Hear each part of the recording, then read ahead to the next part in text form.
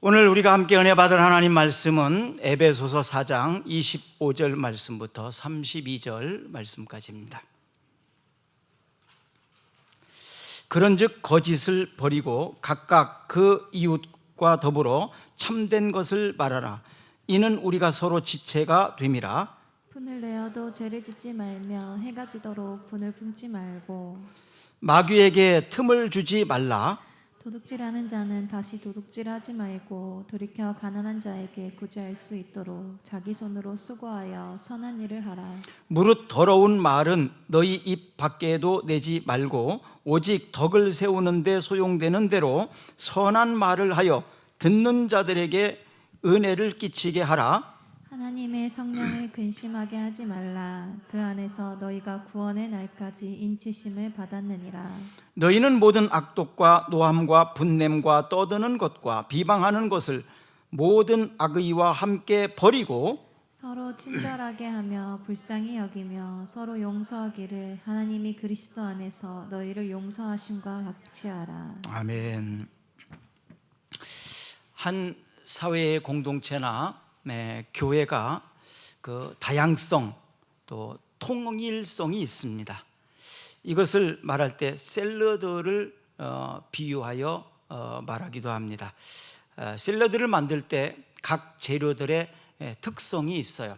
그 특성을 잃어버리지 않도록 잘 버무리는 게 중요합니다. 그리고 신선한 재료를 샐러드는 사용하는 것이 생명과 같이 중요합니다. 교회도 다양한 사람들이, 다양한 은사들이 또 있습니다.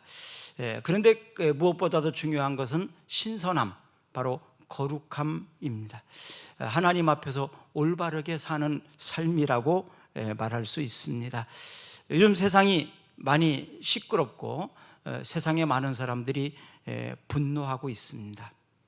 그래서 오늘 설교 제목을 세상의 분노, 또 교회의 용서라고 제목을 정해 보았습니다. 세상과 교회가 연합을 이루지 못하는 이유는 무엇일까요? 두 가지로 저는 보았는데, 첫째는 잘못된 언어 생활이다. 말 때문에 많은 문제가 일어나고 있다. 자, 오늘 본문 30절과 31절을 한번 읽어볼까요? 하나님의 성령을 근심하게 하지 말라. 그 안에서 너희가 구원의 날까지 인치심을 받았느니라. 너희는 모든 악독과 노함과 분냄과 떠드는 것과 비방하는 것을 모든 악의와 함께 버리고 모든 악독과 노함과 분냄과 떠드는 것과 비방하는 것을 모든 악의와 함께 버리고. 잘못된 언어 때문에 나 중심의 말, 또 인격을 무시하고 다른 사람들을 배려하지 못하고 감정대로 함부로 말하는 그 말 때문에 오늘날 참 많이 힘들어하고 있습니다. 또 상처도 참 많이 받고 있습니다. 이사야 63장 10절 말씀을 한번 볼까요? 그들이 반역하여 주의 성령을 근심하게 하였으므로 그가 돌이켜 그들의 대적이 되사 친히 그들을 치셨더니. 이 말씀은 그 모세 때에 애굽에서 출애굽하여 가나안 땅을 가는 과정 속에 그들이 많은 하나님의 은혜를 입을 때는 하나님 감사합니다 하고 하나님을 찬송하고 모세를 지켜 세우고, 그러다가 좀 어려운 일이 생기면 그들이 모세를 원망하고 심지어는 하나님을 원망하고 우리가 애굽에서 나온 것이 실수였다 그러면서 후회하고 애굽을 그리워하고 이런 태도, 바로 이것이 광야를 가는 동안 계속해서 반복됐습니다. 그것 때문에 결국 이스라엘 백성들이, 그 원망하고 비방하고 불평했던 사람들이 가나안 땅에 들어가지 못했다. 성경은 그렇게 기록을 하고 있습니다. 왜냐하면 그것은 성령을 근심시키는 것이기 때문이라고 말합니다. 성령을 근심시켰기 때문이다. 성령을 회방하는 죄는 사함을 얻지 못한다라는 말씀도 있죠. 성령을 근심하게 하신다. 성령이 어느 때 근심하실까요? 해야 될 일을 하지 않을 때 성령께서 근심하십니다. 또 하지 말아야 되는 일을 할 때 성령께서 근심하십니다. 부모가 자녀 때문에 근심하는 것과 비슷하다고 생각을 해보면 됩니다. 해야 될 일을 하지 않을 때 부모님은 속상하잖아요. 또 하지 말아야 되는 일을 할 때 그때 근심하고 속상합니다. 그런데 우리 자신을 돌아볼 때 왜 그렇게 하지 말아야 되는 일은 하고 싶고 해야 될 일은 하기 싫고 이런지 모르겠어요. 그것 때문에 사실은 내 자신이 속상하고 화가 나고 또 나를 생각해 볼 때 슬프지요. 슬픕니다. 왜 하나님, 나는 하지 말아야 되는 일을 위해서 자꾸 하려고 하는지 모르겠습니다. 내가 해야 되는 일은 또 게으르고 하지 않으려고 하는 나의 모습을 봅니다. 그러면서 하나님 앞에 엎드리게 되지요. 두 번째로 죄로 이어지는 분노입니다. 죄로 이어지는 분노. 분노는 화와 감정이 폭발하는 상태, 감정이 폭발하게 될 때 그때 분노가 일어나게 됩니다. 크게 화를 낸다는 의미죠. 크게 화를 낸다. 그래서 분노를 제어하지 못하게 되면 마귀가 틈을 타게 됩니다. 가인, 바로 아벨과 가인은 형제였어요.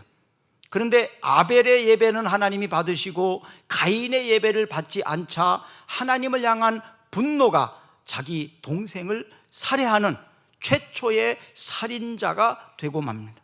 바로 이렇게 분노를 다스리지 못하게 되면 죄를 범하게 된다는 거예요. 가인은 하나님으로부터 예배를 받지 않았다. 이것은 인정받지 못한 거죠. 인정받지 못한 마음의 상처. 사람들이 인정받지 못할 때 분노가 일어납니다. 또 질투심, 시기심 이런 것들이 분노를 일으키기도 하고요. 또 잘못된 기대, 자기가 옳은 행위를 하지 않았음에도 더 많은 기대를 했을 때, 자기가 노력한 것 이상을 기대할 때 그것을 기대에 못 미치게 되면 분노하기도 합니다. 자, 히브리서 11장 4절 말씀을 한번 읽어보겠습니다. 믿음으로 아벨은 가인보다 더 나은 제사를 하나님께 드림으로 의로운 자라 하시는 증거를 얻었으니 하나님이 그 예물에 대하여 증언하심이라. 그가 죽었으나 그 믿음으로써 지금도 말하느니라. 아멘. 화난 사람과 대화하고 소통하기는 참 어렵습니다. 감정을 조절하지 못하게 되면 정상적으로 바른 대화가 불가능합니다. 그래서 화를 품고는 선한 일을 할 수가 없고 화를 품고는 선한 사람이 될 수도 없습니다. 화를 식혀야, 억제해야 대화가 가능합니다. 그래서 한 사람이 막 열받았을 때에는 거기다 대고 이해시키려고 하고 납득시키려고 하고 잘 설명하고 다 소용없습니다. 아무리 바른 말을 해도 아무리 논리적으로 잘 설명을 해도 그것을 받아들이기가 어렵습니다. 왜? 지금 내 마음이 화가 나 있고 내 마음이 지금 흥분되어 있는 상태인데 그 말이 들리지를 않습니다. 그러니까 화난 사람하고는 정상적인 대화가 불가능합니다. 감정이 조절되어져야 그때 잘 설명을 하고 이해시킬 수도 있는 거예요. 근데 화난 사람에게 계속 말하면 무슨 소용이 있겠습니까? 아무 소용이 없습니다. 잠언 18장 19절을 한번 읽어볼까요? 노엽게 한 형제와 화목하기가 견고한 성을 취하기보다 어려운즉 이러한 다툼은 산성분빈짝 같으니라. 노엽게 한 형제와 화목하기가 견고한 성을 취하기보다 어렵다. 그러니까 성을 빼앗는, 성을 침략해서 그것을 정복하는 것보다 이 화를 노하게 한 사람과 대화하기가 더 어렵다는 거예요. 그만큼 화를 내는 사람과 대화한다는 것은 거의 불가능에 가깝다, 그런 얘기입니다. 자, 또 잠언 16장 32절을 읽어볼까요? 노하기를 더디하는 자는 용사보다 낫고 자기의 말씀을 다스리는 자는 성을 빼앗는 자보다 나으니라. 상대방이 화가 나고 분노한 사람과 대화하기도 힘든데 나도 내 노함, 내가 화난 것을 다스린다는 것이 얼마나 어려운지를 가르쳐주고 있는데, 노하기를 더디하는 자는 용사보다 낫고 자기의 마음을 다스리는 자는 성을 빼앗는 자보다 나으니라. 용사, 또 성을 빼앗는 어떤 승리하고 돌아오는 사람, 그런 사람보다도 내 마음을 다스리고 내가 분노하지 않도록 나를 절제하는 것이 얼마나 어려운지, 그래서 나의 마음을 다스린다는 것이 그만큼 어려운 일이다. 그것은 거의 불가능에 가깝다라고도 볼 수 있을 정도로 어렵다는 얘기입니다. 자기 마음을 다스린다는 게 참 어렵습니다. 굉장히 어렵습니다. 12장 16절 한번 또 읽어보겠습니다. 잠언. 미련한 자는 당장 분노를 나타내거니와 슬기로운 자는 수욕을 참느니라. 미련한 자는 당장 분노를 나타낸다. 슬기로운 자는 수욕을 참는다. 당장 분노하고 화를 내는 사람은 미련한 사람, 잘 참고 인내하며 견디는 사람은 지혜로운 사람. 자, 여러분은 어느 쪽에 가깝습니까? 미련한 사람 쪽에 가깝습니까? 아니면 슬기로운 사람 쪽에 가깝습니까? 저는요, 나이가 들면 점점 이런 것이 수양도 되고 그럴 줄 알았어요. 그런데 나이가 들수록 더 분노하고 더 화를 못 참고, 이게 어떻게 된 일입니까? 나이와 함께 더 성숙해져야 되고 나이와 함께 더 어른이 되어 가야 되는데, 그런데 나이를 먹을수록 더 마음이 좁아지고 더 어른이 되고 성숙해져야 되는데 더 분노를 참지 못하고 더 화도 잘 내고 성질도 잘 내고, 도대체 이게 어떻게 된 일입니까? 아, 나이를 먹으면서 저절로 되는 것이 아니구나 라는 걸 깨닫습니다. 나이가 먹는다고 저절로 어른이 되지 않더라고요. 나이를 먹는다고 잘 참고 하는 것이 안 되더라고요. 어떻게 해야 됩니까? 이걸 어찌 해야 됩니까? 나이는 어른인데 하는 행동과 말은 어린아이만도 못하니 이걸 어떻게 해야 됩니까? 자, 분노는 악한 말과 행동으로 표출될 때 이것을 분노라고 말합니다. 이 분노가 죄가 되지 않도록 해야 된다고 성경은 말하고 있어요. 그래서 어떻게 하면 죄가 되지 않을 수 있을까? 내 속에 끌어올리는 분노를 어떻게 하면 할 수 있을까? 어떤 사람은 또 그래요. 참으면 화병 생긴다고, 참지 말라고, 그냥 해붙이라고. 그러고 났을 때 얼마나 큰 후회가 돌아옵니까? 좀 더 참을 걸. 나 스스로도 후회될 뿐만 아니라 그 분노했을 때 들었던 상대방은 그것이 큰 상처가 되더라. 평생의 상처로 남기도 합니다. 그래서 이 화를 참는 것도 문제가 된다고 그러고, 그러면 해붙이는 것도 문제가 된다고 그러고, 어떻게 하라는 말입니까? 참는 것도 해붙이는 것도 아니고, 이 문제의 해답이 어디에 있을까? 오늘은 성경에서 주는 그 해답을 찾으려고 그래서 이 말씀을 함께 읽은 것입니다. 침묵하는 것은 속에 들어있는 더러움이 드러나지 않게 하는 하나의 방법이기도 하지요. 그런데 화병이 생기면 또 이것도 문제가 되지 않겠습니까? 그래서 시편 기자는 이렇게 하나님 앞에 아침마다 기도했습니다. 하나님이시여, 내 입술에 파수꾼을 세워주십시오. 그래서 입에서 나가지 말아야 될 것은 못 나가게 지켜주시고, 이렇게 입을 지켜주십시오. 예수님께서는 입으로 들어가는 것이 더러운 것이 아니라 입에서 나오는 것이 더 더럽다, 이렇게 말씀하셨습니다. 사실상 우리의 입으로 들어가는 것은 그렇게 더럽지 않습니다. 입에서 나오는 것이 훨씬 더 더러운 것이 많습니다. 자, 오늘 본문 29절을 한번 같이 읽어보겠습니다. 무릇 더러운 말은 너희 입 밖에도 내지 말고 오직 덕을 세우는 데 소용되는 대로 선한 말을 하여 듣는 자들에게 은혜를 끼치게 하라. 내가 이 말을 했을 때 선한 말, 은혜를 끼치는 말인가를 한번 생각해 보라는 얘기입니다. 내 입술에서 파수꾼이 세워져서 이 말이 나가야 되는지 나가지 말아야 되는지, 내보내도 되는지 아니면 내보내면 안 되는지 파수꾼이 딱 지키고 있다가 나가면 안 된다면 막아서 못 나가게 하는 거죠. 자, 선한 말, 은혜로운 말은 해야 되지만 선하지 않고 은혜롭지 않다면 말하지 말라는 얘기입니다.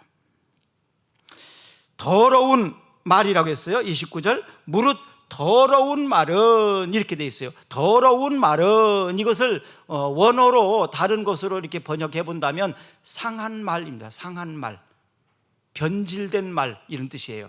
상한 말, 상한 언어, 이것은 품격이 떨어지는 말입니다.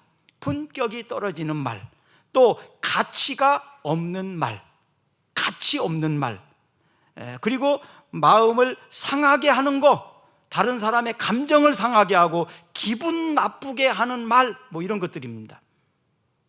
이런 말은 안 듣는 게 좋고 안 하는 게 당연히 좋겠죠. 저 사람의 품격을 보니까 참 고상한 줄 알았는데 말하는 걸 보니까 품격이 떨어져요. 저 사람이 참 훌륭하고 대단한 사람인 줄 알았는데 말하는 모습을 보니까 가치가 없어요. 가치가 떨어져요. 또 마음을 상하게 하는 말을 잘해요. 뭐 빈정되는 말을 자주 하는 사람들이 있죠. 빈정. 대개 이건 시기와 질투심이 많은 사람들은 빈정되는 말을 잘합니다.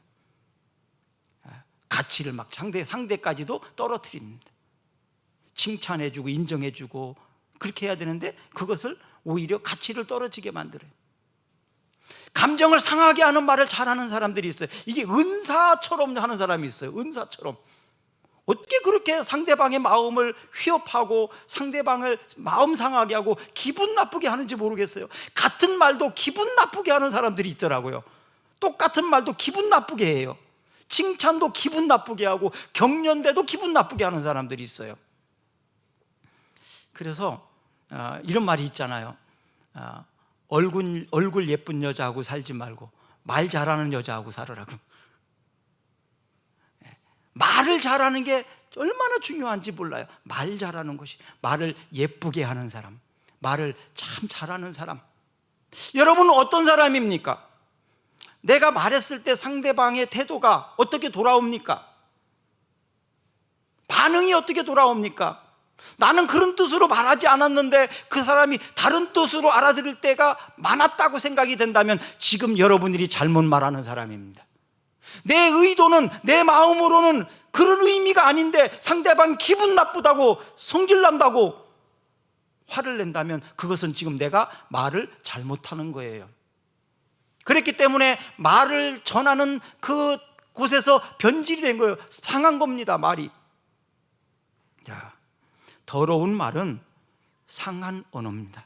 자, 29절 더러운 말, 더러운 말, 그대로 상한 말, 가치가 없는 말, 품격이 떨어지는 말, 상대방을 기분 나쁘게 하는 말, 감정이 상하게 하는 말, 이런 것들. 내 지금 마음 속에 상한 것이 많이 들어있으면 상하게 나옵니다. 더러운 것이 많은 사람은 더러운 것이 많이 나옵니다. 내 속이 깨끗하고 순수하면 순수하고 깨끗한 말이 잘 나옵니다. 지금 여러분들의 언어를, 입을 통해서 나가는 말을 절제하고 제어해야 합니다. 잠언 15장 4절 말씀을 한번 보겠습니다. 온순한 혀는 곧 생명나무이지만 패역한 혀는 마음을 상하게 하느니라. 온순한 혀는 곧 생명나무지만 패역한 혀는 마음을 상하게 하느니라. 그래서 패역한 혀라고 여기는 기록을 하고 있습니다. 이것은 독을 품었다는 의미예요. 독을 품었다.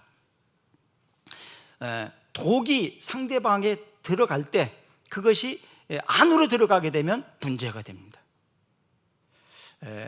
독이 나에게 들어오게 되면 신경이 마비가 되고 그래서 죽음에 이르기도 하고 또 갖가지 병이 나기도 하잖아요. 바이러스가 들어오는 것처럼.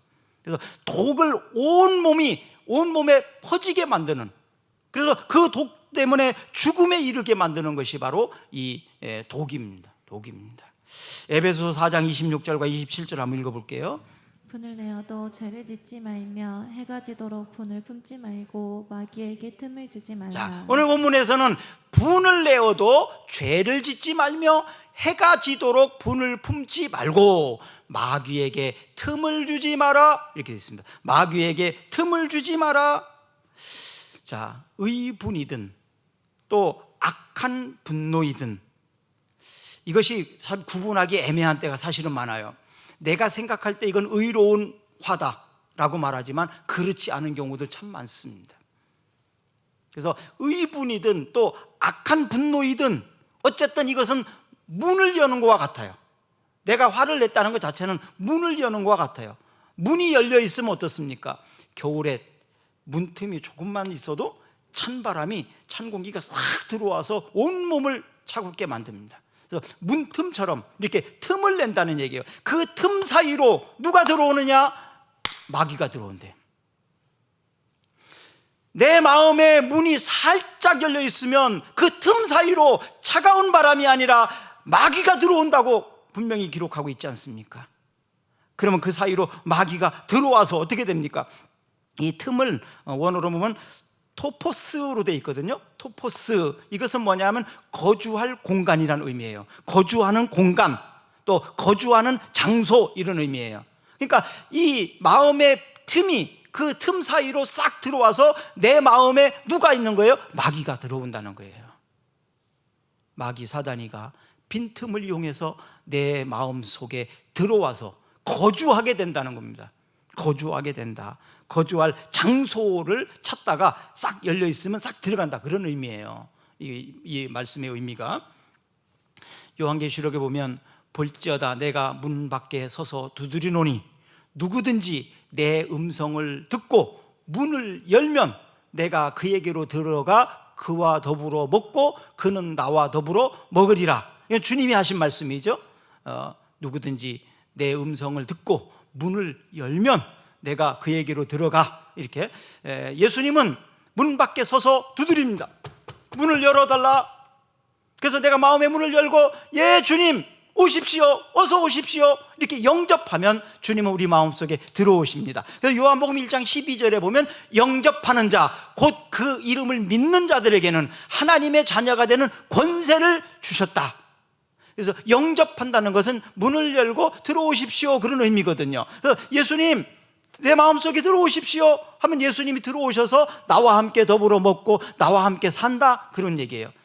그런데 마귀라는 녀석은요, 밖에 서서 문을 두드려 문 열어라 이렇게 하지 않는다는 거예요. 문 안 열어줘도 어디 들어갈 구멍 없나? 어디 틈이 없나? 그래서 막 찾아다녀요.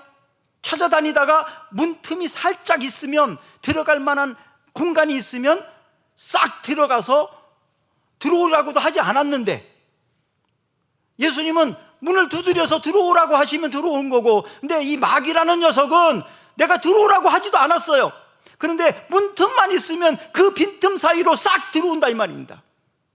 그래서 문을 열고 예수님을 영접하면 그리스도인이 되는 거예요. 그런데 마귀라는 녀석은 내가 문 안 열어줬는데 빈틈이 있으면 그 사이로 싹 들어와서 산다, 이 말이에요. 이 차이가 있어요. 왜 그럴까요?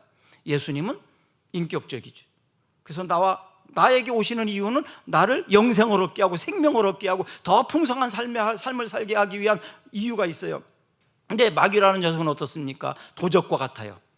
빼앗고 훔쳐가기 위해서 들어오는 거기 때문에 들어오라고 하지 않아도 들어옵니다. 자기의 이익을 위해서. 그래서 마귀라는 녀석은요, 틈만 주면 들어오려고 지금 기회를 잡고 있는 거예요. 그래서 바로 그 틈이란 얘기입니다. 이 틈이 어떤 틈입니까? 분노할 때, 화를 낼 때, 그때 마귀가 들어온다는 거예요. 그래서 이 분노가 얼마나 무서운지 아시겠습니까? 분노, 화를 내면 그 사이로 마귀가 들어와. 틈이기 때문에 그렇습니다. 분을 그래서 품고 살게 되는 거예요. 왜? 마귀라는 녀석이 들어왔기 때문에 마귀와 함께 사는 거예요. 마귀와 함께 사는 것입니다. 이 분을 품고 산다는 것은 마귀와 함께 사는 것이고, 마귀의 자녀가 되는 것이고, 마귀의 사람이 되는 거예요.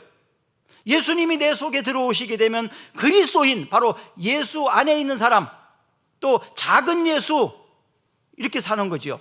하나님의 사람, 이렇게 되는 거죠. 갈라디아서 2장 20절 한번 읽어보겠습니다. 내가 그리스도와 함께 십자가에 못 박혔나니 그런즉 이제는 내가 사는 것이 아니요 오직 내 안에 그리스도께서 사시는 것이라. 이제 내가 육체 가운데 사는 것은 나를 사랑하사 나를 위하여 자기 자신을 버리신 하나님의 아들을 믿는 믿음 안에서 사는 것이라. 아멘. 사도 바울은 갈라디아서 2장 20절에서 내가 사는 것은 이제 세상적으로, 내가 인간적으로 사는 것이 아니다. 그리스도와 함께, 그리스도께서 내 안에 들어오셨고 내가 그리스도 안에서 사는 거다. 이것이 바로 믿음 생활이다. 이것이 바로 신앙 생활이다. 이렇게 말하고 있습니다. 우리는 지금 믿음 생활을 하고 있습니다. 우리는 지금 신앙 생활을 하고 있습니다. 신앙 생활을 한다는 것은, 믿음으로 산다는 것은 바로 예수님과 함께 사는 것이에요. 예수님을 내 마음속에 모시고 살아가는 사람들이에요. 그런데 예수님을 내 마음속에 모시고 살아야 되는 우리가 분노하고, 그 분노와 함께 들어온 마귀가 나를 지배하도록 하게 된다면 이건 얼마나 속상하고 억울한 일이겠습니까? 그런데 여러분, 세상을 살면서 화를 안 내고 살 수 있을까요? 세상에 살면서 화를 하나도 안 내고 살 수 있을까, 이 말이에요. 세상에 살면서 화는 날 수밖에 없습니다. 화낼 일이 참 많습니다.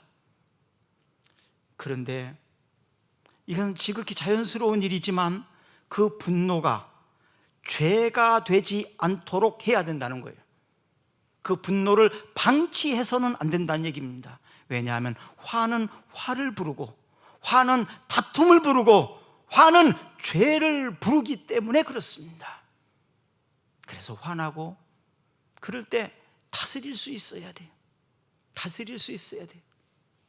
삭히는 것이 아니고 표출하는 것도 아니고 그 죄를 다스릴 수 있어야 됩니다. 요즘에 인기가 있는 책 중에 하나인데요, 감정 사용 설명서라는 책이 있습니다. 감정 사용 설명서, 외국 사람이 쓴 거고요, 우리나라 사람이 번역을 한 겁니다. 거기에 쭉 감정에 대해 나오는, 이건 크리스천 서적이 아니기 때문에 일반적인 사람들, 근데 우리는 거기에다가 조금 더 추가된 좋은 것들이 더 많죠. 거기에 보면 화를 냈을 때 아무리 내가 화를 내도 그 사람은 안 바뀐다 하는 거예요. 내가 막 화를 내고 분노하는 이유는 좀 그 사람을 바꾸고 싶어서 그러는 거 아니에요? 근데 안 바뀐다는 거예요. 그럼 화낼 이유가 있을까요? 화낼 필요가 없는 거예요. 뭐 이렇게 성질 냅니까? 어차피 안 바뀔 건데. 그러니까 화내도 소용없다, 안 바뀐다, 화낼 필요가 없다는 거예요. 또 화낸 사람이 나중에 보면 손해봅니다. 경기를 하거나 그럴 때에도 승질나게 만들면 그 사람이 져요. 제대로 실력 발휘도 못하고 말도 제대로 못합니다. 먼저 성질나게 만들면. 또 화낸 사람을 보면 어떻습니까? 보기가 안 좋아요. 그렇죠? 화내는 사람을 보면 보기가 안 좋아요. 웃는 사람이 좋지 화내는 사람 보기가 좋은가요? 안 좋아요. 뒤늦게 들어온 사람이 앞에 일도 모르고 사정도 모르고 일단 한 사람이 막 승질내고 있으면 쟤 왜 이렇게 승질낸대? 그래서 승질낸 사람만 오히려 더 나쁜 사람이 되고 말아버립니다. 다시 말하면 더 손해봅니다.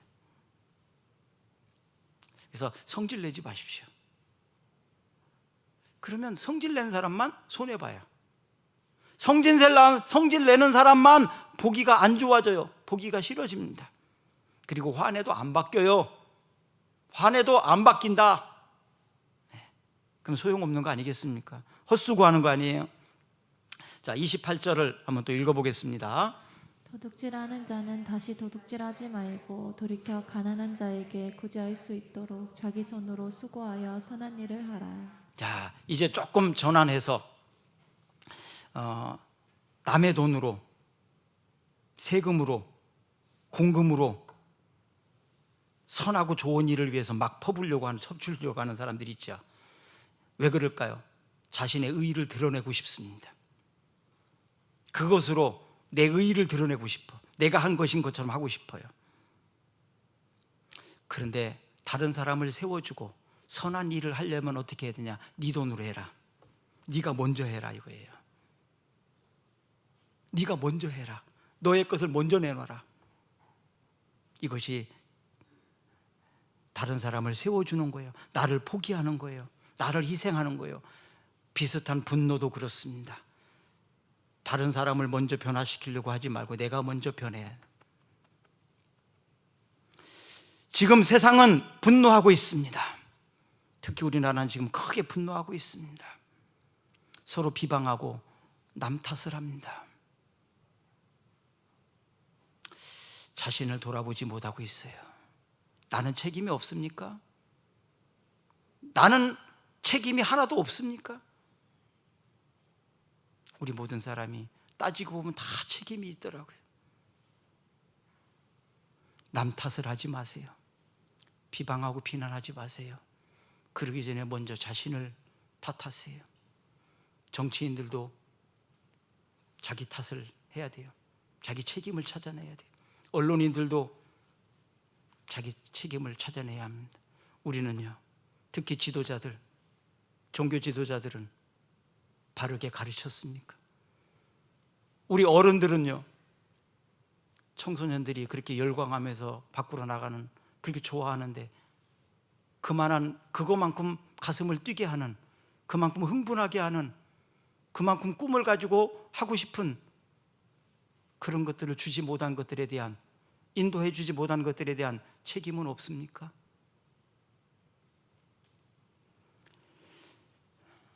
에베소서 4장에서는 1절부터 보면 성령이 하나 되게 하신 것, 성령이 하나 되게 하신 것 얘기합니다. 그리고 옛사람과 새사람에 대해서 이야기하고 있습니다. 요나가 박넝쿨 때문에 하나님을 원망했던 이를 기억해 보십시오. 바로 그 모습이 바로 요나, 우리의 모습 아닙니까? 무엇 때문에 분노합니까? 분노하는 이유는 무엇입니까? 결국 나의 욕심을 채우기 위함 아니겠습니까? 마태복음 7장 1절에서 2절에 보니까 비판을 받지 아니하거든 비판하지 마라. 너희의 헤아림이 그 헤아림으로 다시 돌아올 것이라고 말하고 있습니다. 비난하는 일이 생겼을 때 너는 지금 뭐 했니? 너의 책임은 없니? 오히려 함께 아파하고 더 친절히 행하고 불쌍히 여기고 그 아픔과 고통을 동참하는 사람이 돼야지. 서로 네 탓이나 내 탓이다 비난하는 이 모습은 성숙한 모습이 아닙니다. 자, 32절을 한 번 더 읽겠습니다. 서로 친절하게 하며 불쌍히 여기며 서로 용서하기를 하나님이 그리스도 안에서 너희를 용서하심과 같이 하라. 우리 함께 기도하겠습니다. 용서하는 자가 은혜를 아는 사람입니다. 용서하는 자가 하나님의 은혜 안에 사는 사람입니다.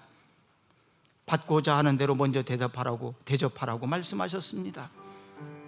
주님, 세상의 분노가, 나의 분노가 결국 나의 이기심이고 욕심이었습니다. 주님의 은혜 안에 살기를 원합니다.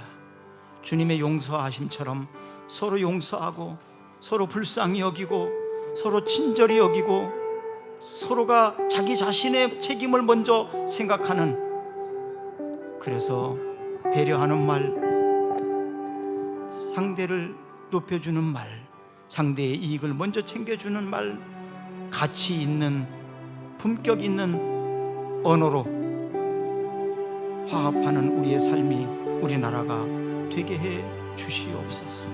예수님 이름으로 기도합니다. 우리 다 같이 일어나셔서 찬양합니다.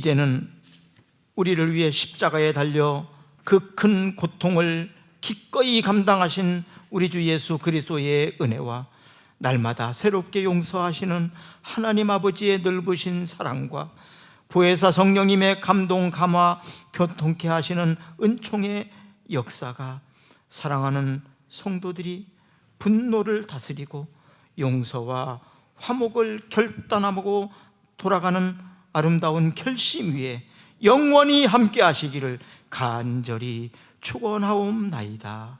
아멘.